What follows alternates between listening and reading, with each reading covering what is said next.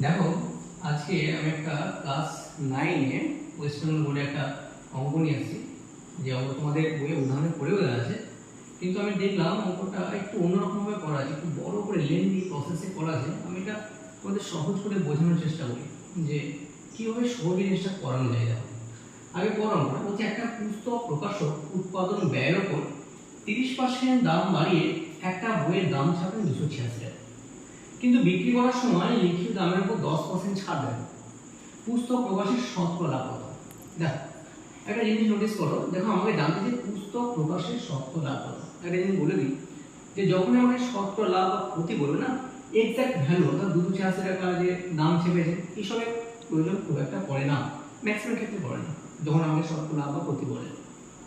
তাহলে প্রথমে জিনিসটা পড়ে দেখছি, এক পুস্তক প্রকাশক উৎপাদন ব্যয়ের উপর 30% দাম বাড়িয়ে একটা বইয়ের দাম ছিল 286 টাকা। তাহলে বোঝার চেষ্টা করো, আমি ধরি উৎপাদন ব্যয় সমান 100 টাকা। 100 টাকা অর্থাৎ ওই যে বইয়ের উৎপাদন ব্যয়টা আমি 100 ধরলাম।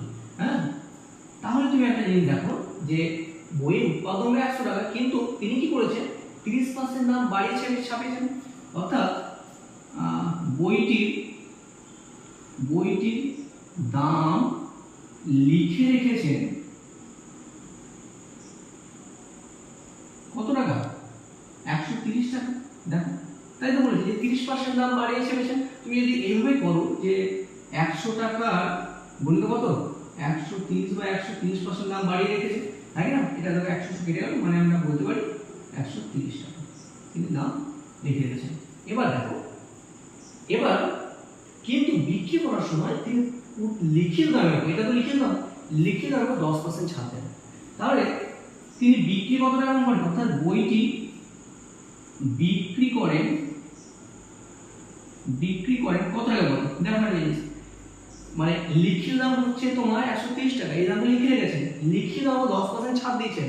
তাহলে এই 130 টাকার উপর তিনি 10% ছাড় দিয়েছেন। তাহলে একটা জিনিস ভাবো, যদি 10% ছাড় দেন তাহলে নিশ্চয়ই 90% দাম নিয়েছেন। তার মানে 130 গুণিত 90/100 অর্থাৎ কাটাটি করো, দেখো 13কে 9 দিয়ে গুণ করলে 117 হয়। 117 টাকা, 117 টাকা। তার মানে তিনি বইটার দাম 117 টাকা নিয়েছেন। দিয়ে জানতে যে তাহলে পুস্তক প্রকাশের শতকরা লাভ কত হবে। তাহলে একটা জিনিস ভাবো, 100 টাকা তো উৎপাদন ব্যয় ছিল, বিক্রি করছে 117 টাকা, লাভ কত? 17 টাকা বা 17, যেহেতু আমরা 100 ধরে যেটা পার্সেন্ট বলতে পারি, অতএব তার শতকরা লাভ কত? 117